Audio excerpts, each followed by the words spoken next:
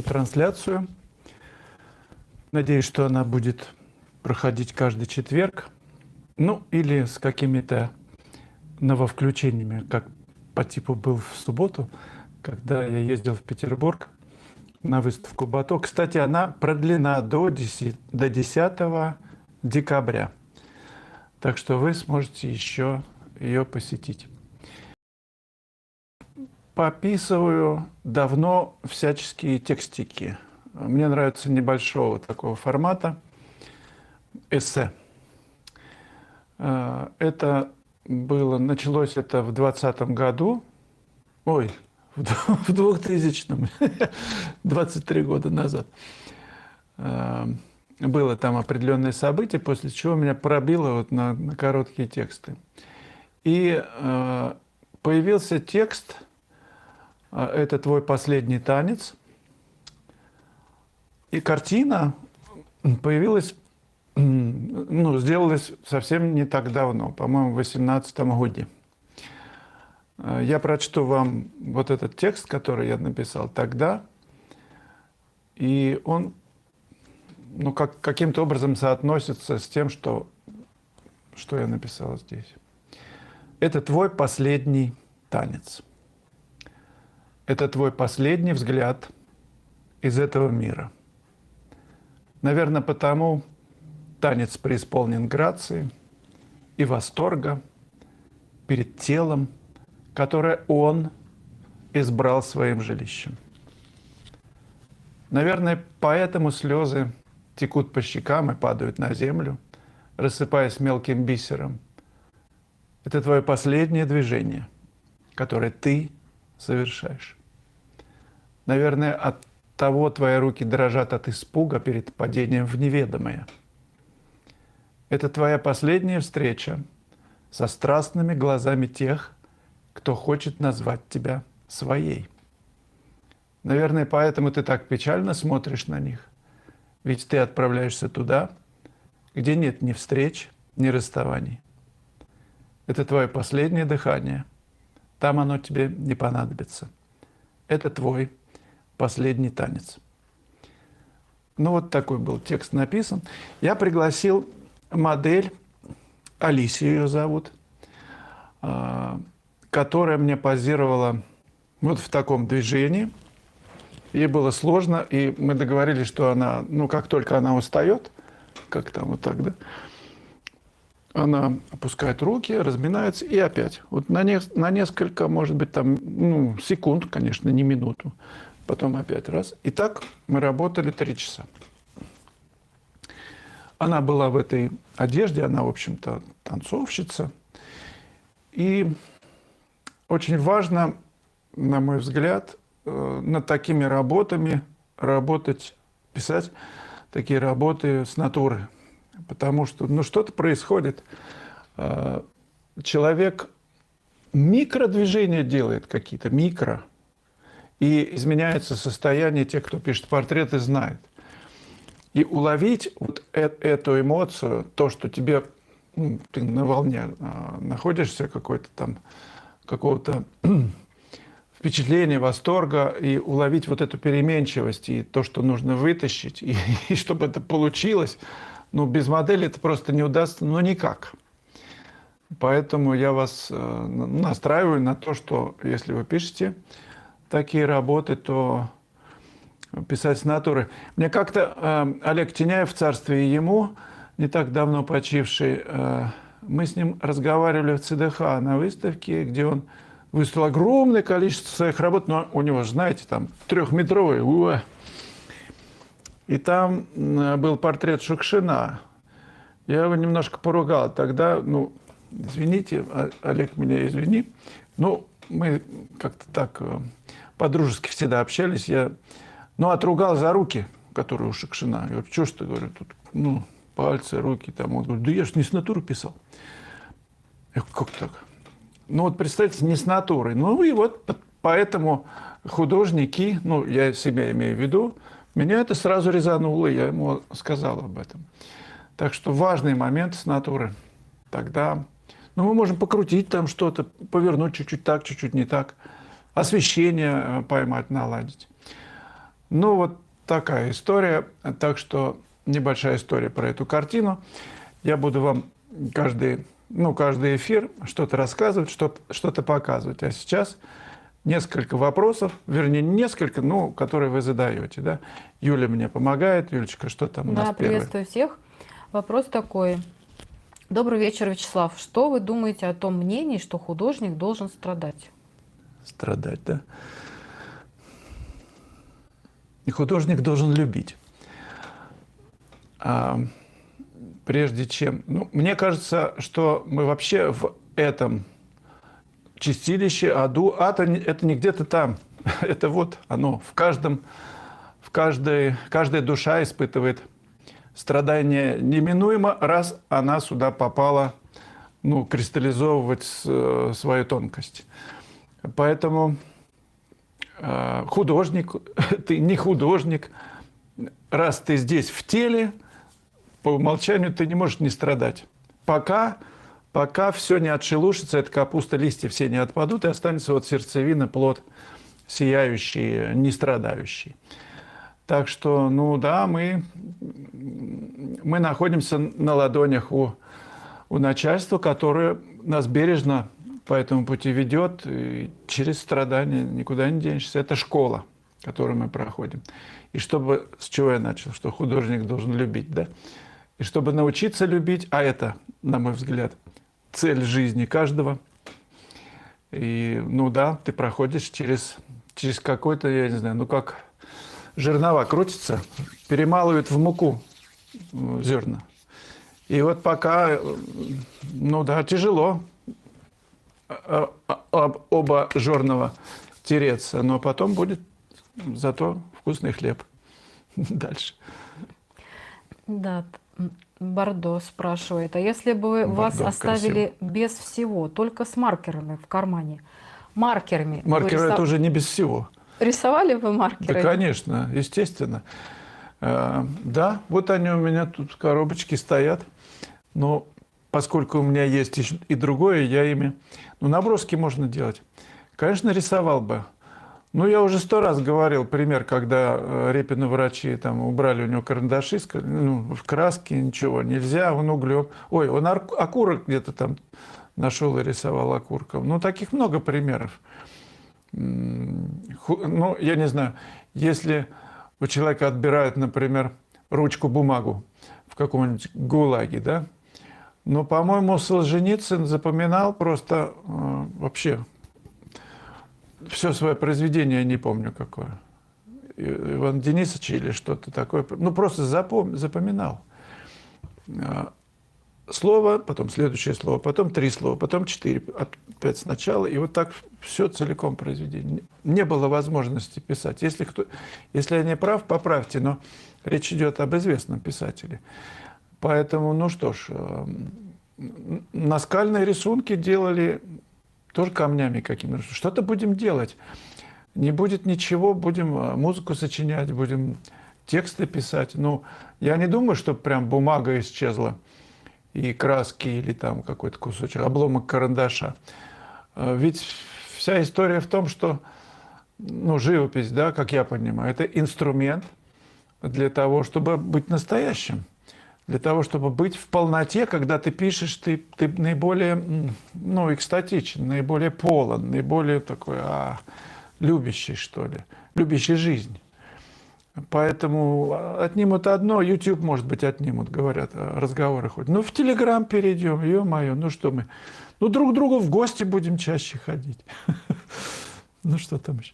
Вера спрашивает, Вячеслав, есть ли у вас курс, где можно освоить базовые навыки рисунка, построение простых геометрических форм, шар, куб, основы, перспективы, эллипсы? Раз такой вопрос, спасибо, Вера, появился, значит, надо делать. Вы напишите мне, пожалуйста, или мы сделаем какой-то такой опросник, насколько это актуально для всей нашей больницы. Если актуально, просто напишите сейчас плюсики, для кого это актуально. Я посмотрю потом, и тогда сделаем курс. По перспективе вроде есть. По перспективе-то есть 28-й урок. Заходите и смотрите, там 2-часовой он. И там показаны очень сложные перспективные конструкции, так что это вам поможет. Просто сразу вы с бумагой и карандашом смотрите этот урок, 28-й, вместе со мной рисуете эти сложные вот эти все эти повороты вверх-вниз, туда-сюда, и начинаете понимать, и разберетесь с перспективой раз и навсегда, и все будет на автомате. Да, Юлечка? Елена Калмыкова спрашивает, любит мастихин, очень нравится ваша техника. Какие посоветуете приобрести у вас уроки в записи, значит, для освоения этой супертехники? Вы знаете, я использую же разные материалы, и так, что прям только мастихином, ну, я так не работаю, потому что для меня важно мышление. Ну, и если оно у вас открыто, то это, ну, как это сказать, если вы видите пятнами, это вам интересно работать по пятну, то мышление пятна идет в первую очередь. А как его заложить? Хоть пальцем, мастихином, носком, чем угодно. И сочетание техник для меня наиболее интересно. Почему? Потому что разнофактурность появляется. Да, конечно, вы наверняка знаете этот пример, когда Фешин преподавал студентам, и мастихином, одним мастихином написал губы. И ничем больше. И студенты были ошарашены, поскольку вот прям влажность губ была, все прочувствовано. Но он форму писал. Какая разница чем? Где-то, конечно, там пальцем можно мазнуть. Но если ты над формой работаешь, то инструмент не так важен. И вы про уроки спросили. Посмотрите видеоанонсы, которые есть к каждому уроку. Я просто так навскидку не могу вам ничего посоветовать, потому что разножанровые же ведь они. Есть натюрморты, портреты, наброски, пейзажи. И я и мастихин использую очень часто. И кисть жесткую, и мягкую, и пальцем, и все на свете. Так, и салфетки. Так что вот навскидку не могу. Вы, может, потом тогда напишите на WhatsApp мне, либо просто все-таки видеоанонсы посмотрите, они так минутные примерно, и вы сразу поймете, оно вот вам надо сейчас это или нет. Потому что речь всегда идет о закреплении и настройке глаза на видение пятен, на тональные отношения, на композицию. Ну, вы сами все понимаете.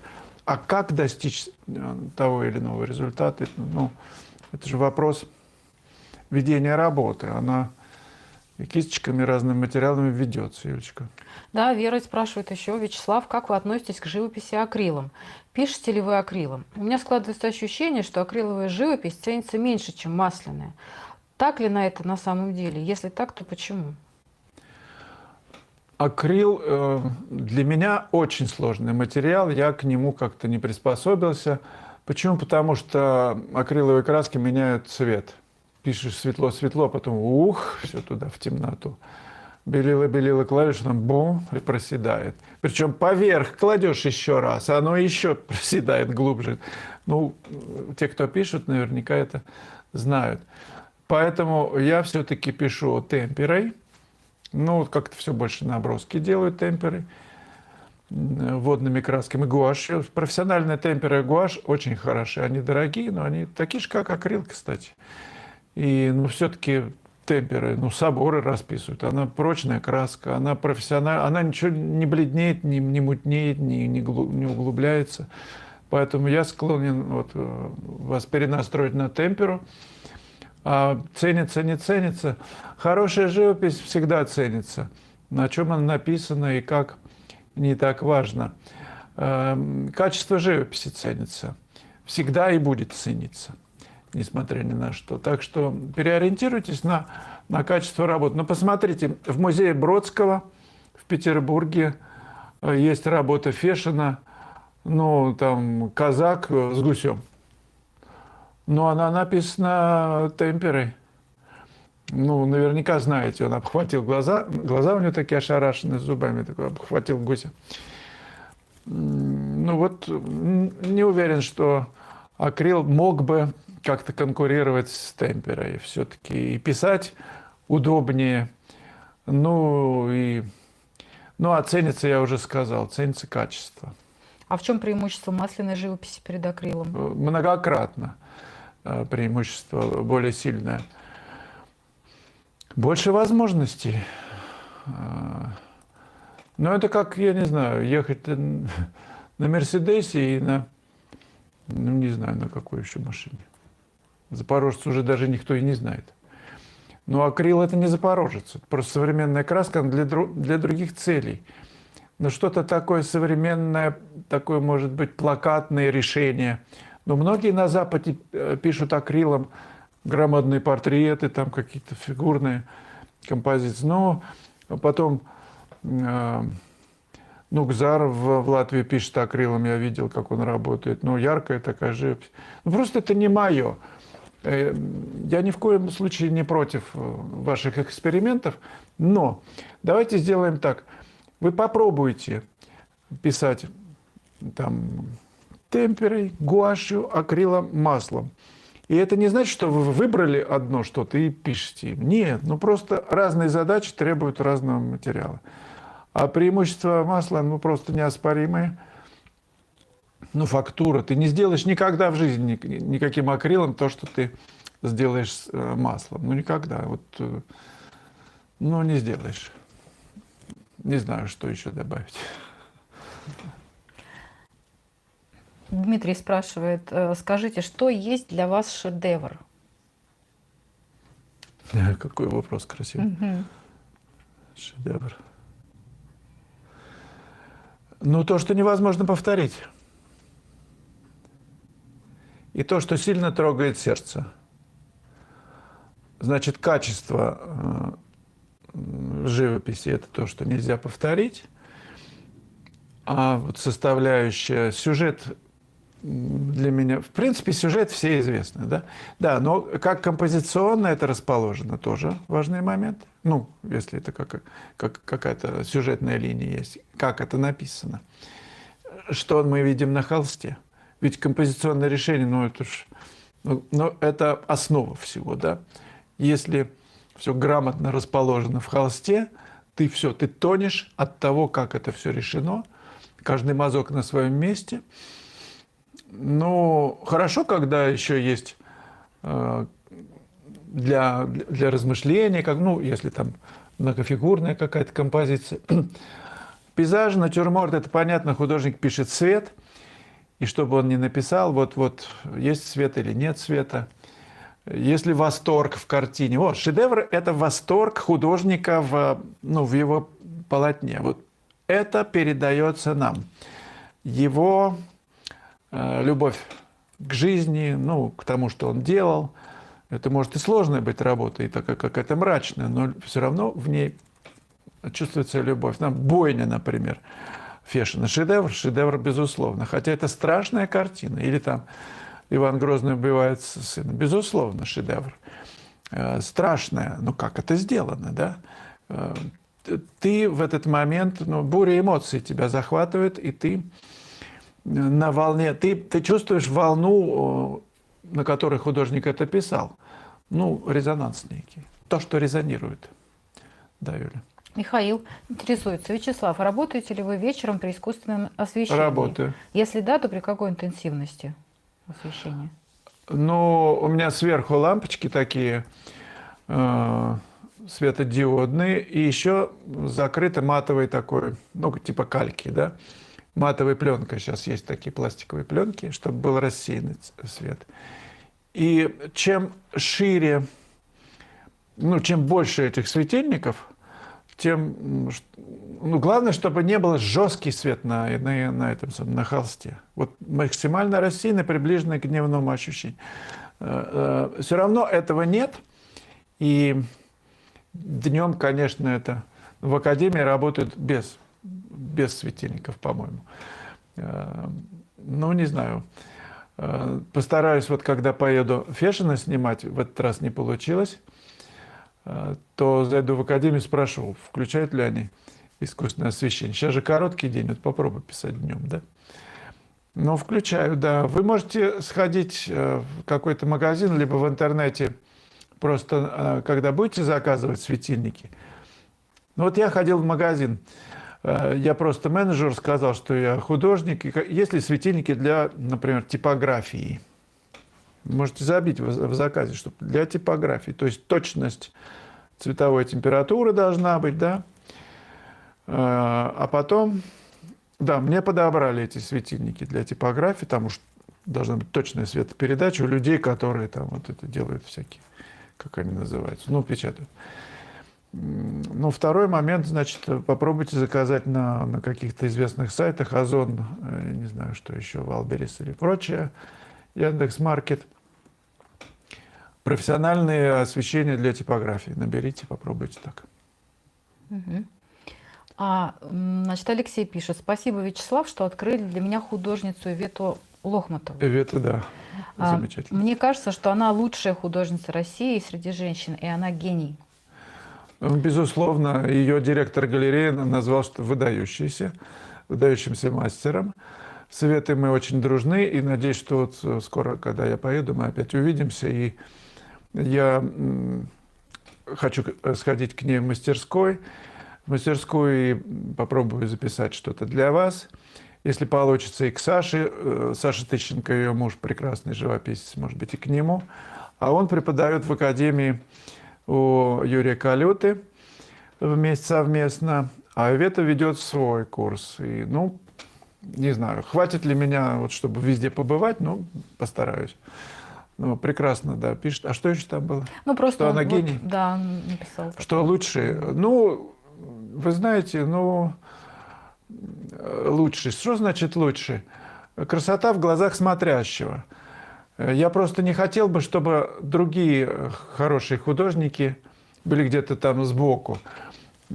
Это все, это такой борщ, в котором мы варимся все, и кто-то там, как бег такой, да, кто-то вырывается, но до финиша может еще кто-то обогнать другого. Это, конечно, не спорт, но я к тому, что в какой-то момент вам кто-то еще может понравиться.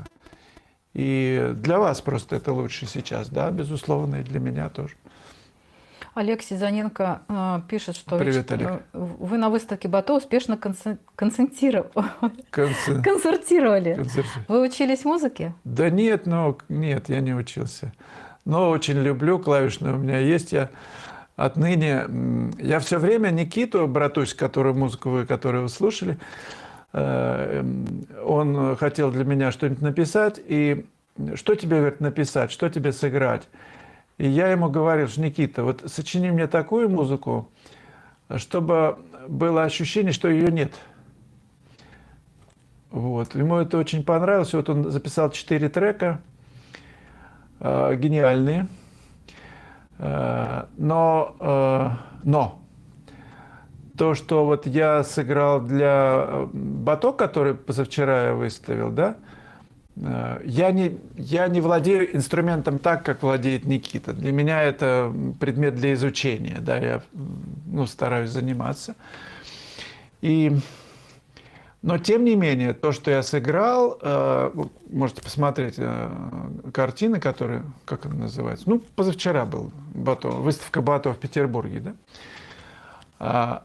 Мне показалось, вот у меня перехватывало дыхание, когда я играл, и потом, когда монтировал. Вот это перехватывание дыхания говорит о том, что вот это хочу слышать и видеть.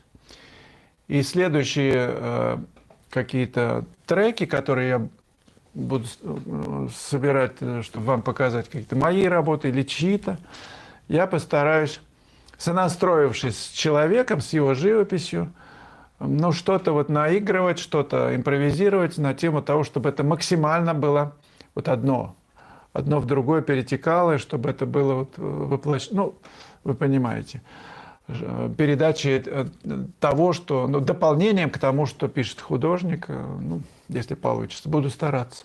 Спасибо. Любовь спрашивает: Вячеслав, как выработать мышление пятнами? Да очень просто. Вы же видите, что это самое темное. Посмотрите, самое темное, что вот в этом вот кадре. Что еще где-то есть? Вон там, где-то, вон там, да, темненько. Тут что-то там посветлее, да? Самое светлое, бам, пятно. И вот вы уже находитесь между самым темным и самым светлым. Потом берете что-то, ну, холодненький кусочек. Но какой его тон по отношению к этому, ну, там, к тому, да? А то, как относится к лицу. Вот тебе и пятна. Вот оно пятно. Там картины. Это целиком пятно. Раз как оно, просто в расфокусе смотрите, очень полезно смотреть не... Ну, в расфокусе. Как бы...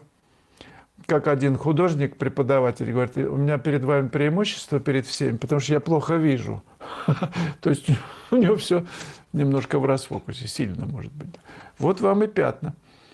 Попробуйте не писать, не срисовывать то, что вы сейчас видите, а набросать прям вот, можете сейчас краски взять, несколько пятен вот этого кадра без привязки к форме. А форма пятна сделали, а потом уже форму. Он может проскочить там мимо где-то.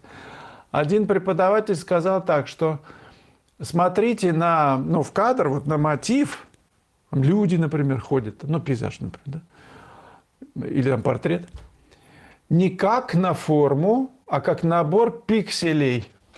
Просто, вот, ну, вот это другими словами, на набор просто пятен. Это пятно там, это место занимает, ну, в рамках холста. Вот это пятно другое место занимает. А потом будете из этого сочинять форму.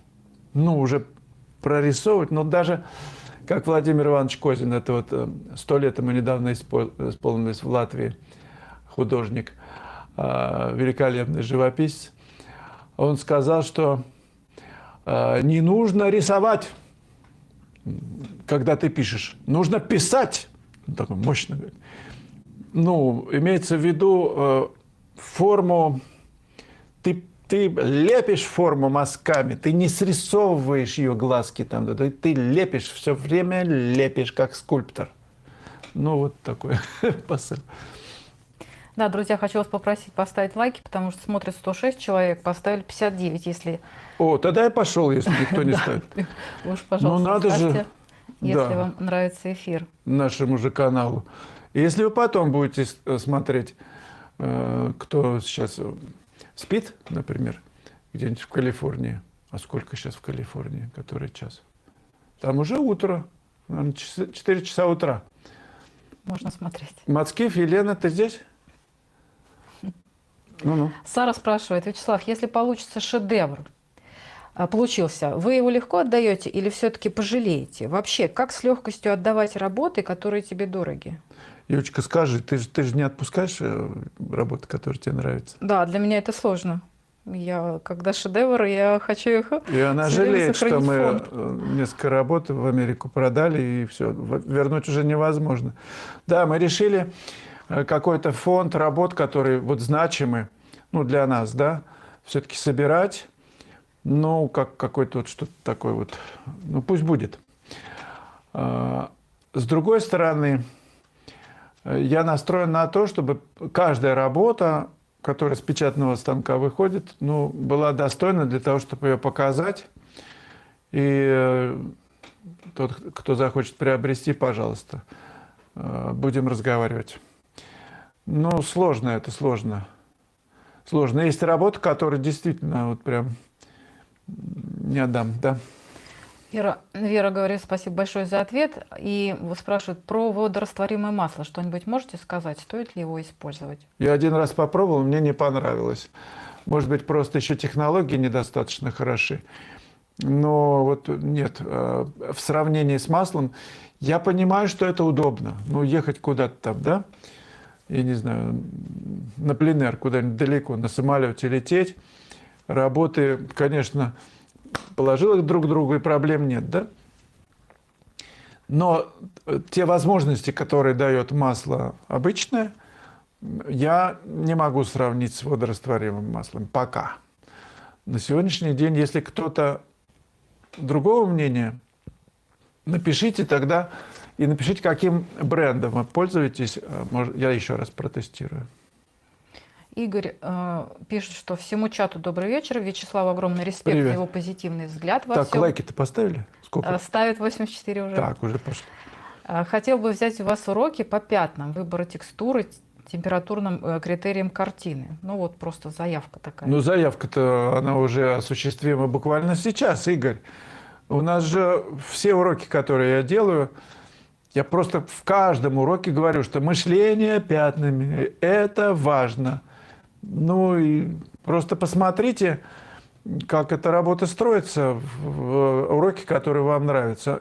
То есть я хочу сказать, что это есть в каждом, потому что это основа мышления художника. Если ты не мыслишь пятнами, то все рассыпается. Ну вот так. Дмитрий пишет, что очень любит копировать. Это плохо. Когда копирую, я Почему живу. плохо? А когда придумываю свою композицию, погибаю. Почему? Ничего себе. Ну вот представляете, вот вы читаете, я не знаю, стихотворение, ну кого, Пушкина, да? «Я вас любил, любовь еще, быть может», это Пушкин написал? «В душе моей угасла не совсем». Пушкин, да? Ну пусть, и что вы будете копировать? Так, и пусть она вас больше не тревожит.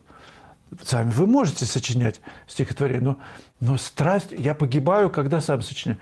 Я не хочу печалить вас ничем. И так вот далее. То есть вы копируете. Ну, это же с ума сойти. Это, не, мне кажется, странно. Что тут посоветовать? Но рано или поздно... Хорошо, есть музыканты, да, есть же исполнители, а есть композиторы. Художник – это по умолчанию композитор. Он сочиняет. Копировать, ну хорошо, вы копируете какое-то время, ну придет время, когда вы будете сочинять. Копируйте ради Бога. Копируйте так, чтобы это было достойно, чтобы это было действительно прям, не отличить. Вот, а что для этого нужно сделать? Вы знаете, вот хорошо, я был, не так давно в музее Оранжери, по-моему, или Дарсе во Франции, и смотрю, дедушка сидит, копирует Мане. Не, Ренуара. Там у него целлофанчик постелен, мольберт. Все, копирует Ренуара. С натуры, с работы, которая висит перед ним. Не бог весть, что там у него получается. Но он копирует. Он не с компьютера, не с картинки, упаси бог. А вы так копируете, напишите. Вы идете в Третьяковку, в Русский музей, и там копируете. Или вот с картинки. Если с картинки, то это не копирование, это просто издевательство. Потому что 30 раз картинка искажена, и что вы из нее сделаете? Мелина Репина копировала Фешина с картинок. Меня просила прислать. Я прислал, потом еще 33 она нашла. У нее задание было в институте, копия. Она выбрала работу Фешина. Потом она сказала, что потом я съездил в Казань и увидел ее живьем. Боже мой, что я написал? Ну как?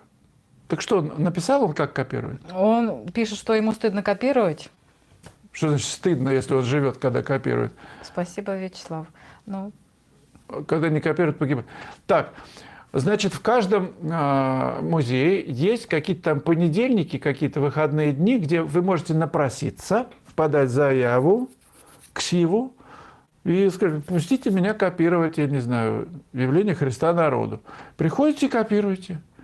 Тогда это будет, вы подойдете к каждой работе, будете изучать. Как тут что? И раз себе. Тогда это копирование, оно может помочь. Сочинять потом помочь. Он написал, что нет, я с картинки. Это не копирование. А мне нравится, говорит. Это понятно, что нравится. Но вы готовы, что художники придут и скажут: боже мой, что ты делаешь? Она другая совершенно работа. Ты же себя просто портишь. Это не копирование, это ерунда.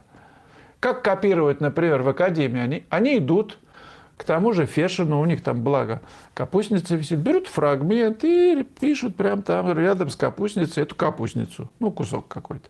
Вот это копирование. Или Архипов там висит. Да. Так, здесь что? Так, здесь раздолбали, еще? в общем. Извините, пожалуйста. Но я по-честному. Мы сколько в эфире? 34 минуты. Обычно так, 40-45. Да, ребят.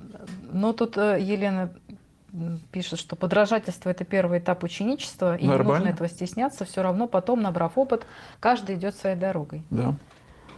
Вот Мила советует курс рисунка головы. Это да.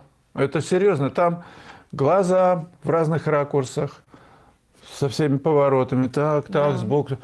Губы, нос, уши, фас, профиль. Ну, там 8 уроков. Так что очень Да, она говорит, что она теперь смотрит на портреты другими глазами. О, спасибо большое.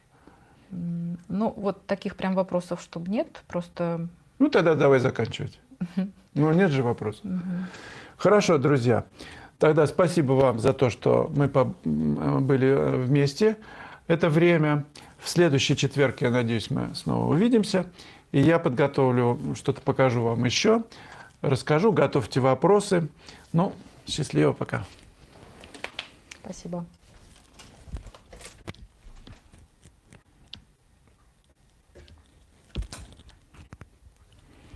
Все, наконец-то мы